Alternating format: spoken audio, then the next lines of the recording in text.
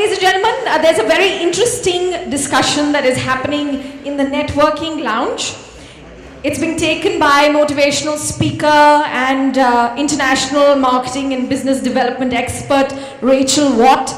She's talking about her proven 7-step approach to marketing success. It's happening as we speak in the networking lounge. I would urge you all to not miss it because she flies all over the world talking about, she's an expert.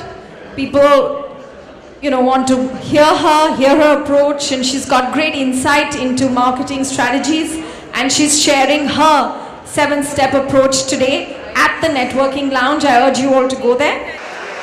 My name's Rachael Watt, and I'm founder and CEO of a company called Marketing Key International, and I've flown in from the Gold Coast in Australia to be with you all this evening. And can I just say, before I got on the plane to come here, I was feeling a little bit nervous coming to India. I know I've never been here before. But can I just say I'm loving it, and everyone has been so welcoming, and I'm very excited to be able to spend the next hour with you all. Okay, so over the next hour, we're going to be delving into the wonderful world of marketing. And in that time, I'm going to try and give you as much value as I possibly can, so you can start to think about the principles that I'm going to share with you and how you might be able to implement them in your own business. Now, you'll come to know over the next hour when I've been speaking that I have a few philosophies and a few beliefs, and one of my beliefs is that successful marketing is never about you. It's always about your clients and what you can do for them. So I don't want to spend a lot of time tonight talking about me, but I do want to just give you a small snippet of my background so that you know I'm not just some random person from Australia promising to be able to teach you something. So my marketing journey commenced in 1995, so a few years ago now, when I started my first degree. And my background is based on a strong educational foundation, so I won't go into all that. There's brochures on the table, my bio and everything's in there, so you can have a look at that at your leisure. But where the real value is for me is in the fact that over the last 12 or 13 years, I've been a hands-on marketing practitioner. And I've had the opportunity to work for some large multinational corporations. Got a little snippet of them here.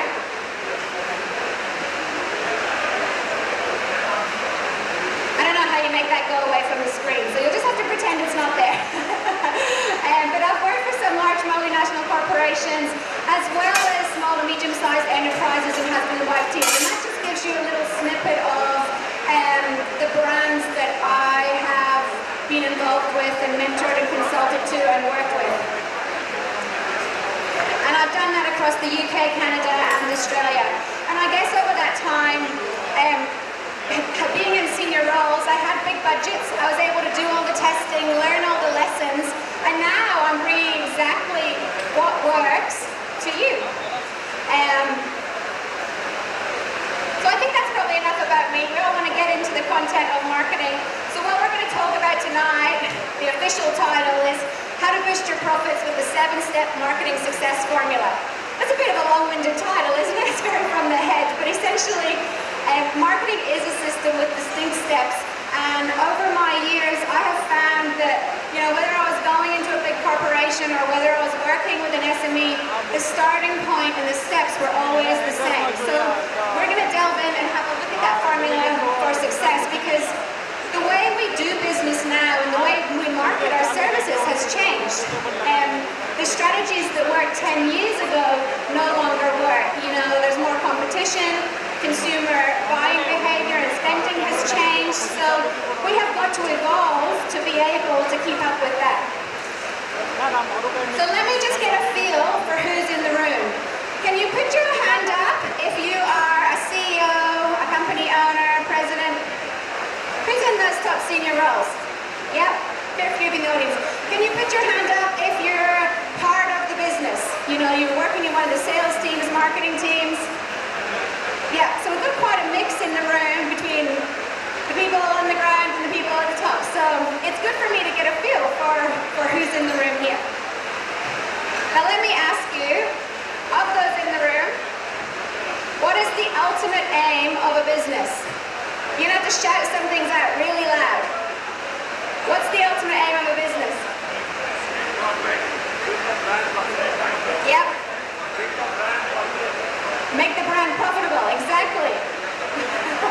Yeah, at the end of the day, no matter where you are in the organization, the purpose is to stay in profit.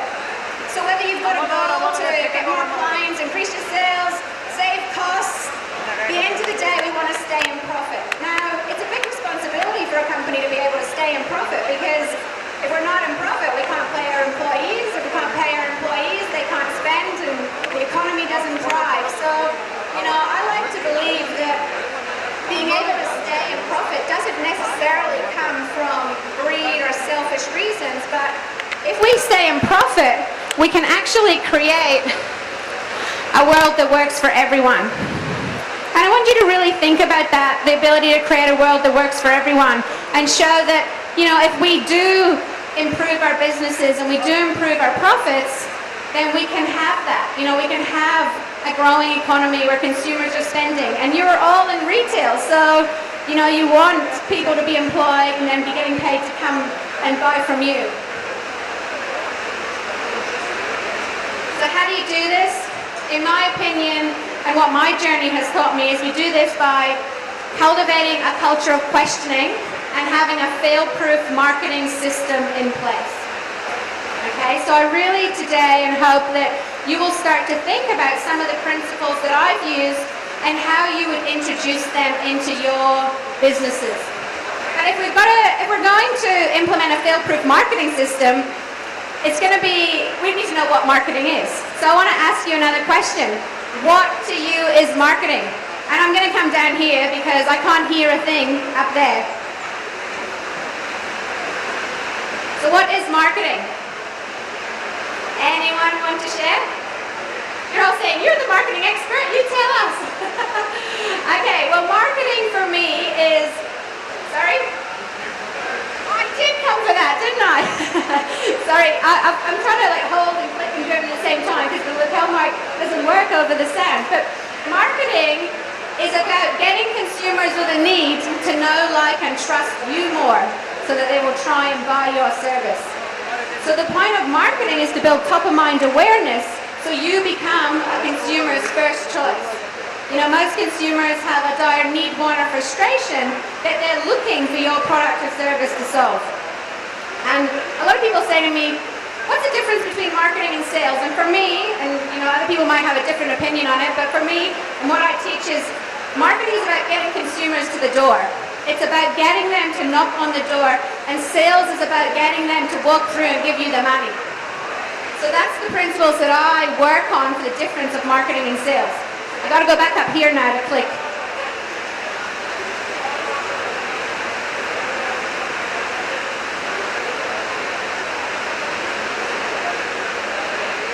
Okay, so I know you're all eager to know, so I want to get straight into the formula for marketing success and how I believe your marketing system map should look. And if you can master these steps, no matter what level you are in the business, any organization you go into, any job you work for, any company you lead, the principles are the same. And successful marketing starts at the top and has to then filter down through the organization. So the first thing with a successful marketing system is to put strategy before tactics. So know what you're in business to do and have a clear purpose. So I want to ask you guys now, you've got some workbooks in front of you, and I would really encourage you to take one of those away with you and start to think about why you're in business, why you're doing what you're doing, because then that can filter down the organization. Okay, so let me ask you now, and I want you to think about this or write it down. What are you in business to do? Okay, so no matter where you are, what are you in business to do? I'm in business to make marketing the way it should be for business owners. Simple, structured, results-focused, and real. And to show that marketing doesn't have to be hard, expensive, and only successful backed by a large budget. I believe with the right formulas, tools, and techniques, anyone can grow a successful business. So what is your purpose? Once we've got really clear on what we're in business to do, The next thing is to narrow our focus. So don't try to be all things to all people. We want to narrow our focus and know who we're targeting. I say it's much better to be a big fish in a small pond rather than a small fish in a big ocean along with millions of other fish trying to capture your customer. So if we can narrow our focus and know who we're targeting, it makes it much easier to get the customer's attention. Once you've got that niche, really get to know who your customers are. You know, what they value, what they care about, what they want, and then center all of your communications material around attracting that one client. Okay? Because the way you would talk to a teenager would be different to the way you talk to potentially a corporate CEO or the way you talk to an 80-year-old man. So we've got to know who we're talking to, know who we're targeting, and center all of our communications material to attract them. Then we've got to differentiate our business. So ask the question, what makes you different to the guy down the street who does exactly the same thing as you? You must have a clear point of difference to communicate to the market so that you become the consumer's first choice. You know, I've seen a lot of brands here at the conference and a lot of names and logos, but no clear message to the market, which lets me know exactly what you're in business to do. You're missing a big trick if you don't have this clarity in your business. And then it's really important to have an image to match your message. So once you know who you're targeting, what you're in business to do, create a brand identity and an image that appeals to that core target client. You know, us marketers and marketing teams, we all get together, you know, talk to the CEO, talk to the sales teams, and we come up with brands and brochures and material that we like. We go, yeah, that looks good, we like that. Talk to our advertising agencies. But if you are not your target client, it's not going to appeal to you. So, I guess a mistake is the right word that I see many businesses make is creating brands and marketing communications materials that appeal to them.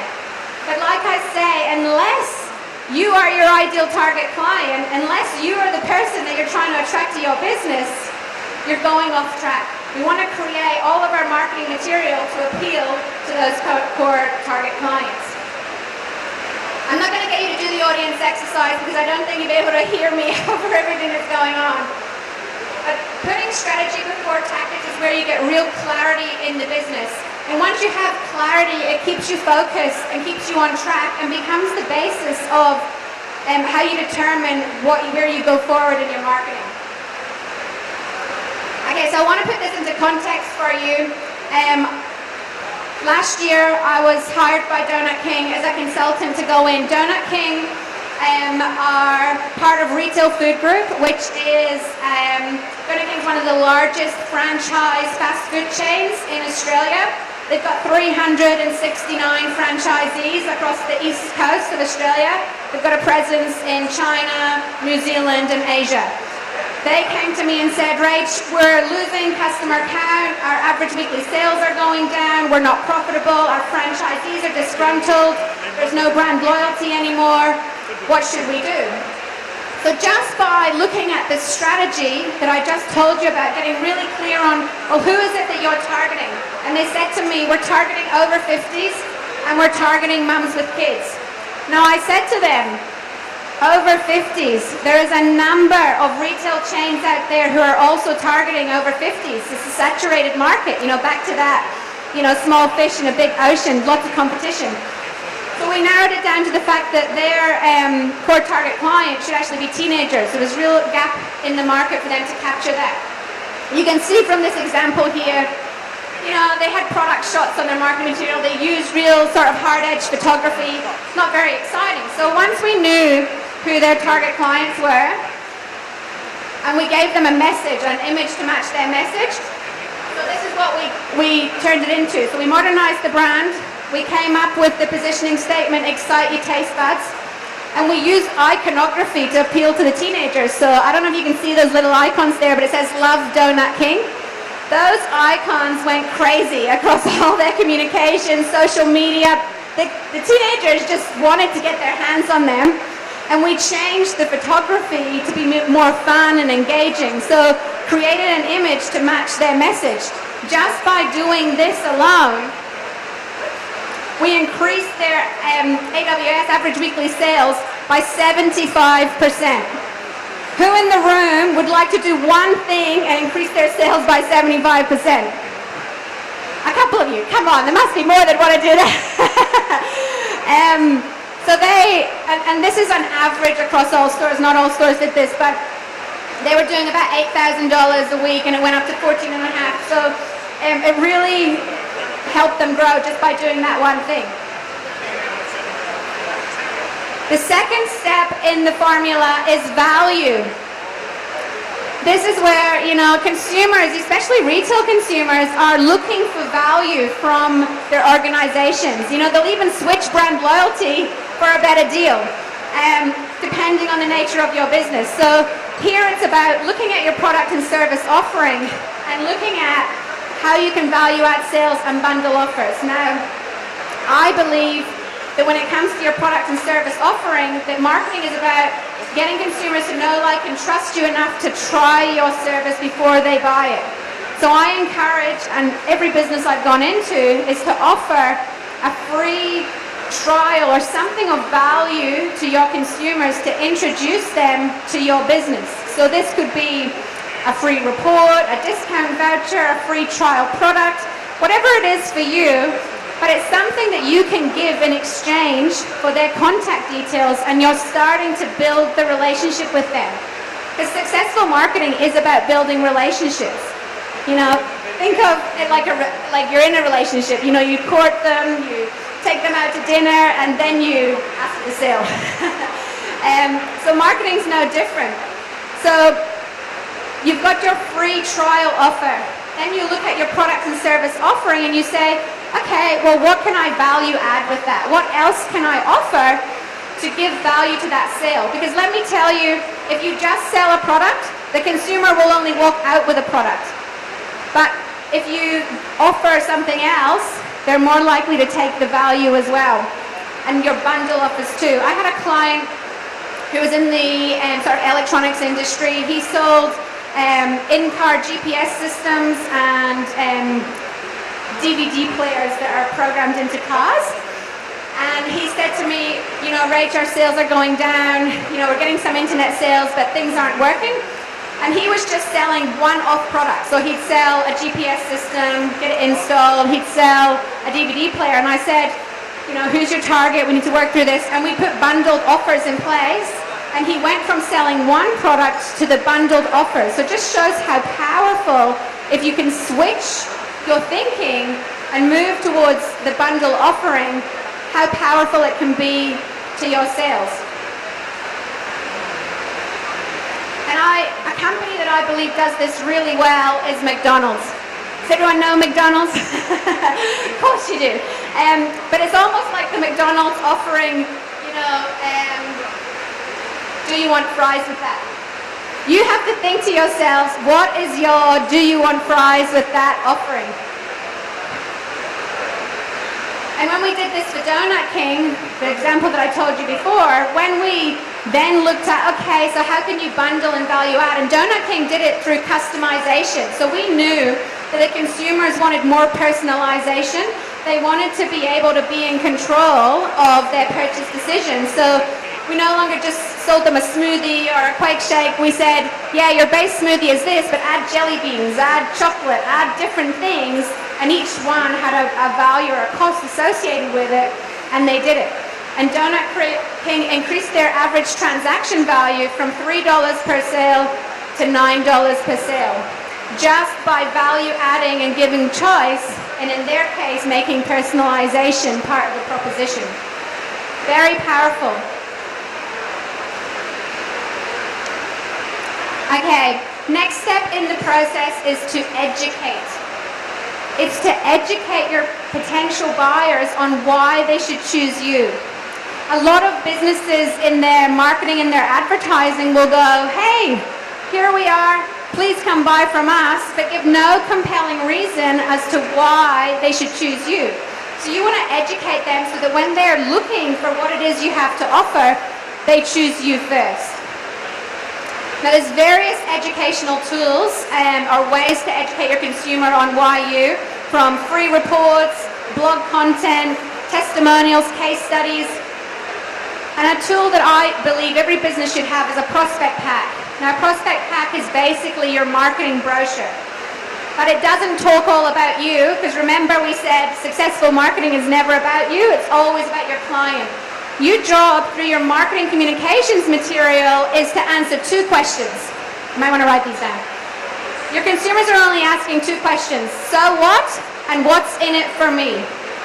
You know, there's a place for your story and how long you've been in business and how many staff you have and everything, but your consumers are not interested in that at all. All they want you to do is answer, so what and what's in it for me? And the best way to do that is through, I call it a prospect pack, but it's essentially like a marketing brochure. It could be a leaflet, it could be there's a folder with sheets of paper, but it educates them in why you. It tells them what you're in business to do, so your purpose that we talked about before. It tells them the way you do things. I would like all of you to look at your businesses and make the invisible visible. So you will all probably have systems and processes in place of how you actually do what you do. It could be a unique delivery system. It could be a unique packaging. But think of what you already do in your business, and this is where brainstorming with your top managers can be very useful, and try and make the invisible visible and pop it in your prospect pack. And then obviously have your product and service offering, but also have the free value add offer that we talked about, so you're building your list. Now, I want to talk to you about touch points. A great way to educate your community and your potential buyers is by utilizing touch points. Let me ask you, who in the room here has a business card? Put your hand up if you've got a business card. There's a whole table that doesn't have a business card. Okay, keep your hand up if on that business card you have a free opt-in offer directing people to your website, to your company for more information. Isn't it amazing? There's only 4 hands still up. 5, the back. Okay, your business card is one of the most underutilized marketing tools in your company. Because think how many times you give your business card out. You got one? You got it? Let me see. Bring it over. Are you going to prove my theory or go against it? Oh, your business card. Okay, so got this business card here. I love the business card because it's a little bit different because it's square, because most business cards are not square. But you are missing out on heaps of potential clients and revenue because there's no opt-in offer directing me to find out more about your company. Little tip, if you put that on the back, throughout this conference I've collected maybe 20, maybe 30 business cards, and not one of them has A, told me what their business is about, so a clear message to the market, or had an opt-in offer to entice me to go to their website or to email their team for more information. So these are the business cards that I had created for coming here. And you'll see on the back, we can't see it on there, but they're on the table, you'll see the business card. But it says free personal audit workbook. You know, put the spotlight on your business. I can't even read it myself, what it says on that screen. But anyway, it says email me to get a copy of that. Now, everyone who picks up my card and looks at that will go, I vaguely remember some Australian chick talking to us at the India Retail Forum. I might go and check out what she's actually all about. And you'll email my support team for the report. Or you just take it with you because it's on your table. But for anyone else who didn't make it here, they can email. But I really encourage you, look at all the touch points in your businesses, you know, quotes, invoices, receipts. Build your list, use them as a marketing tool. Okay, so getting clear on our strategy gives us clarity. It really helps us know what we're in business to do. Creating the value and educating our prospects gives value and builds awareness and trust. So remember we said marketing is about getting consumers with a need to know, like, and trust you more.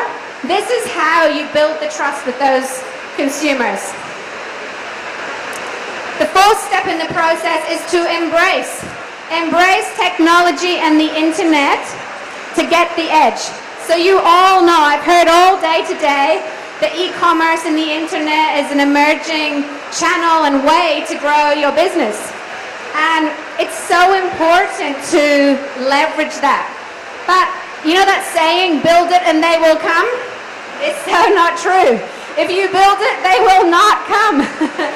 There's a whole way, especially in retail, to optimize and build your online strategy and channel. And I want to share a few of my favorite ways to do that. So yes, a website is a must. So an e-commerce opt-in website, which is search engine optimized. So search engine optimization is where you look at the keywords that potential buyers would search to find you and make sure they're plugged in to the back end of your website so that search engines like Google will rank you when they're looking for you. So there's a few things that your website must have. The purpose of your website is to, one, educate, and to, two, build your list. Okay, so we really want to get customers and potential buyers a list of them so we can market to them. As soon as you've got that list and people have given you their email address, you have permission to market to them. Until that point, you don't have permission. So you know the free opt-in that we talked about on the back of your business card and in that value section, you put that on your website. So you could say, sign up to our newsletter and receive, $50 off your first order, or 10% off, or buy one, get one free voucher. Whatever it is for you, but you must have the opt-in or way to build your list on your website. The next thing is to leverage social media. So again, most of us know the things we should be doing, but it's how and why to do them that's key. And again, it comes back to knowing your customers. So, if your target client is mums with kids and they're all about taking photos of their kids, you want to have a presence on Instagram so people can pin you and you can be where your consumers are. Most people, Facebook would capture their attention, so you have a presence on Facebook. Build that into your website as well. And email marketing. So all those people that you've built your list with, we want to stay in contact with them. Consumers, less than 2% of consumers, when they come in contact with your business for the first time, are actually ready to buy. So you want to have a way to capture that other 98% of the traffic, so you can start to build a relationship with them and stay in constant contact. And you do that through email marketing. Now, in my formula, I was going to write it up there, but you probably won't see it. But I believe you should do a weekly or bi-weekly blog, have a fortnightly or monthly e-newsletter, and have a monthly offer. Consumers need to be in contact with your business, 7 to 10 times, sometimes even up to 15 times before they will buy from you. You need to build the relationship with them and take them on the journey.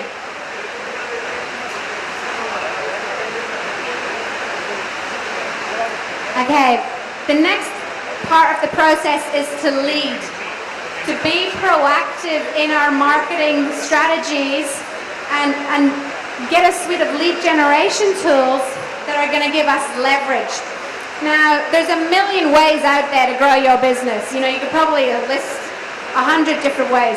Now, what I'm saying here is to really set yourself up for success and have that sustainability for the long term. There's a few strategies that I believe every business should implement and get working first before they look at all the awareness activity and other things going on out there. So, if you think of your business like a table, I might attempt to draw this up here, but you might not see it. So, the top of the table, this is your business. And now a table normally has 4 legs, but in Australia our tables have 6. I'm just kidding. I just want you to have 6 legs. And each leg is a marketing strategy. And this is a way to almost recession-proof your business, so that I say you should have 6 marketing lead generation strategies in place. So if something happens and one closes down, you've still got 5 others to keep you going. So we've talked about the online, so we've got the SEO optimized website, you've got your social media, you've got your email marketing calendar, and then the other three, I've got a few favorites that I believe every business should employ. The first one is referrals and a proactive referral system. You know, especially if you're targeting females, us females like to talk. And when we get a good deal or when we buy a product or a service that we like, we're telling our girlfriends about it. So referrals. When I say to businesses, what's the number one way people find out about you? They'll either say to me, word of mouth referrals or the internet. And I'll say to them also, what do you proactively do then to harness word of mouth referrals in your business? And they look at me with a blank stare, like an alien or something. And I say, well, if that's the number one way people find out about you, why are you not proactively harnessing that in your business? And it comes down to two things. Fear of rejection, you know, people saying no. And secondly, not knowing how to put the referral system in place. But an easy way to do it is get some referral cards made up. Just tell your consumers about it. There's a whole system, but I don't have time to go into that system right now. And then the same, partners. You know, find non-competing businesses who service the same target clients as you and do an endorsed mailing to each other or give them, you know, a voucher for the free, I don't know, chocolates to put in their store, whatever it might be, so you're cross-selling to each other and building value. The next one is two-step advertising. Now, most people, when they're doing their advertising, just say, hey, here's my brand, this is what we're offering, this is the price, come buy from me. But it's so important to take your consumers on a journey and make it two-step, to get permission from them to actually buy from you. So, the way I find that advertising is most powerful is if you invite them in for the free trial offer. See how important it is to have this free trial voucher or offer or report that you can invite them in. So, you know, whatever it is you might be saying to them, are you sick and tired of having sore feet and you're looking for comfortable shoes that can stand the test of time, or whatever it might be, then you say to them, you know, for information on the 3 things you need to know about having comfortable shoes, go to www.xyz.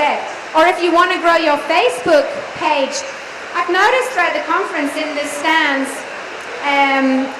you know, they'll say, put your business card in here, or, you know, this is our Facebook address there. But they don't say why we should do it. Why should I put my business card in that bowl? There's no reason to do so, no compelling offer or suggestion of why I should. You know, if you want someone to like you on Facebook, say to them, you know, for the latest trends in hairstyles coming out of Europe, go to www.facebook.com/name of your company. And they have to like your page in order to get the information. So again, you're building your list, building your awareness. The next one is networking. The world is changing and moving towards online, but there's nothing that we still need that human interaction. You know, you're all at the conference today, networking and being with each other and connecting with people, and that is so important. So with your clients, do the same.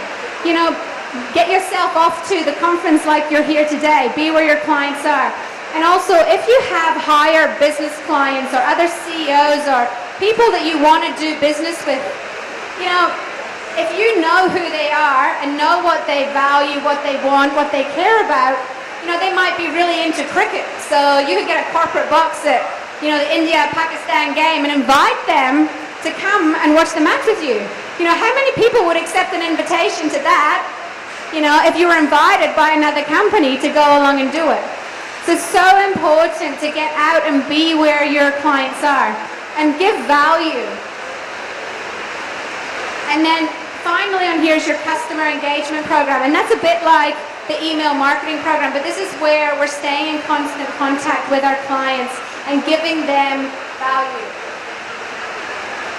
If we do this, we will then have a lead generation toolkit of smart strategies. So these are going to be low-cost tools that are going to help you grow and get you to where you want to go.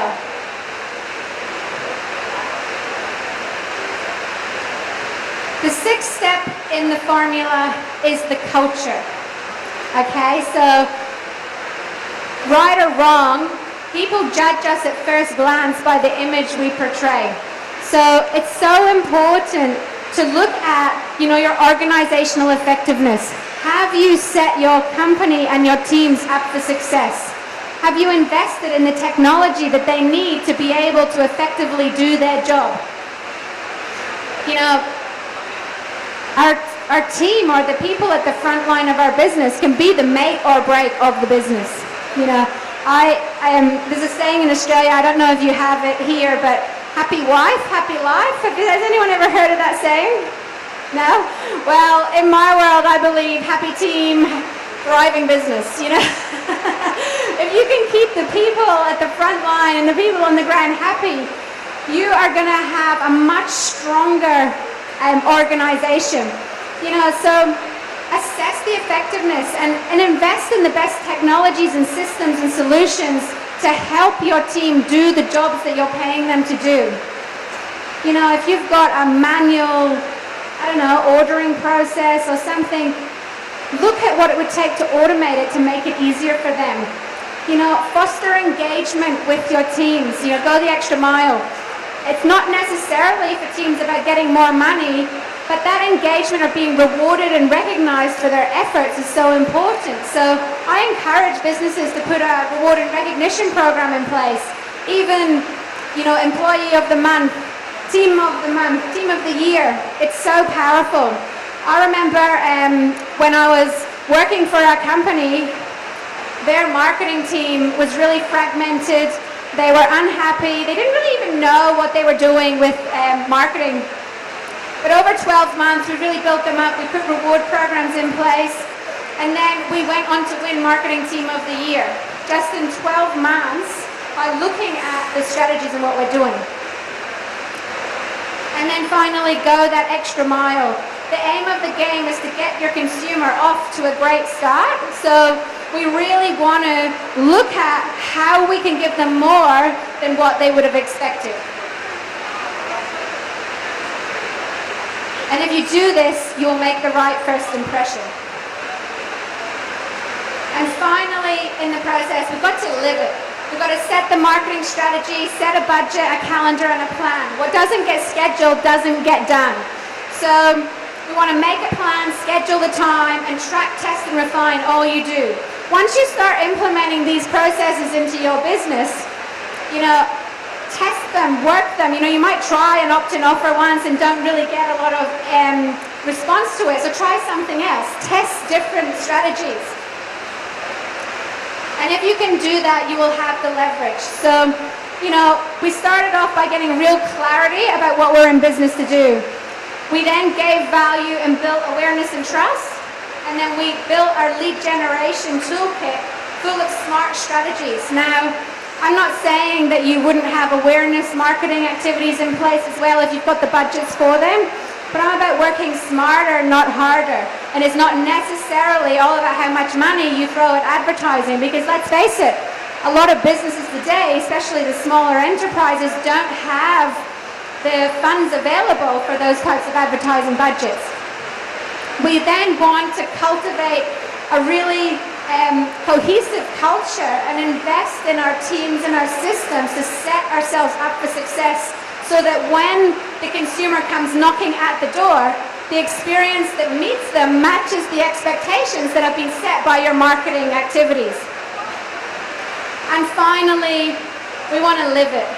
We want to leverage, test, refine everything we do. And if you can do this, that will be the ultimate marketing system from which to grow. Now,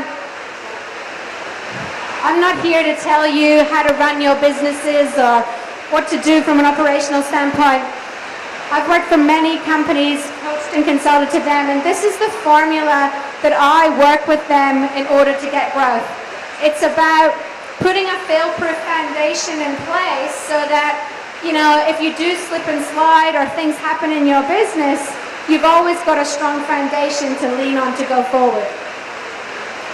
Now, We want to be able to move forward and evolve and keep up with the times. You know, the dinosaurs didn't evolve and look what happened to them. We don't want any dinosaurs in this room today, so we want to make sure, you know, that you set yourself up for success for the long term. That's what we're actually about, ladies and gentlemen, long-term sustainable success. Now, that in a nutshell is the marketing system. And I know everyone's eager to get to networking and cocktails. So there's some brochures in front of you. I encourage you to take them away. I didn't do the exercises with you today because it's really hard to hear and everything we've got going on. But there's a personal audit in there where I've actually, under the 7 steps, asked you some questions that you should all be asking yourself in the business. Whether you're the CEO, whether you're the sales manager, ask yourself, go through the process and see where the gaps are, where you should be going. You know, we have many solutions, products available. All the details are in those brochures. So I thank you for your time today and apologies for the late start, but I hope that you found some value from what I had to say. And now I've got time for a few questions, I think. What time are we at? Yes. So has anyone got any questions? I'll come down because I can't hear you. I'll don't worry. Any questions? Ladies and gentlemen, this is one of the most sought after strategic management and marketing gurus of Australia. You really will benefit. Any questions?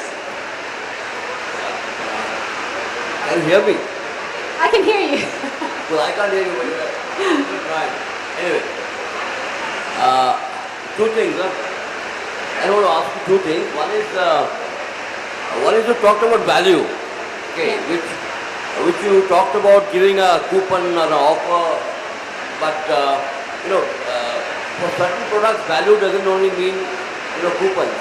It's about giving them more than what they expected.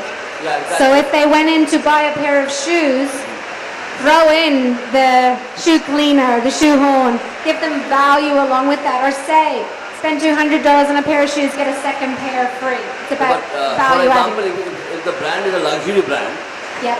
Do you always recommend giving a you know, an extra gift or something, or do you think you devalue the brand if I give an offering from the very beginning? Yes, I would. If it's a high-value luxury brand, invite them in for a free, personalized one-on-one consultation with your best trained consultants. It doesn't have to be a discount voucher. You can get really creative with what you're offering, but yes, I would, in that instance, invite them in for a consultation, and then once they're in store, give them something that they didn't expect for value. So, you know, if they buy something, you could give them a piece of jewelry for free or whatever your product category is, so that they leave with something more, like a greater expectation. Second thing is, I would ask you really, I mean, email campaigns, you know, how successful are they? Are they still successful in abroad? Because in India, we get the very poor responses now. I mean, it's not even 1% or something. So you're saying with your email campaigns, you get a poor response rate? I'm saying, what is the history, what is the experience in countries like Australia or UK, whatever? And if you were just to do a one-off email campaign, yes, your response rates would be low. Probably less than 1-2%, maybe even less than 1-2% open rate. But the whole point is to create an email marketing system. So it's not just about sending one email, it's about staying in regular contact. So consumers need to experience your brand, get to know, like, and trust you, and that's going to be built up over time by doing your bi-weekly blog post, by sending a fortnightly newsletter, by sending a monthly offer, and doing it regularly. Does that answer your question? Any other questions?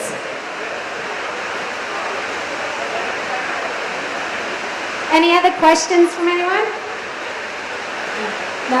Okay, well, thank you so much for your time and for the ones that stuck around to hear. I really appreciate it. I've loved my time in India. I'm going to be about tonight at networking and here afterwards if you want to come up and talk to me about your personal situations. And tomorrow morning I'll be about as well at the main conference room A. Is it conference A? Yep, that's where I'll be in the morning. So come talk to me. Thank you so much for having me, inviting me along. I've really enjoyed sharing some of my experiences with you. Thank you.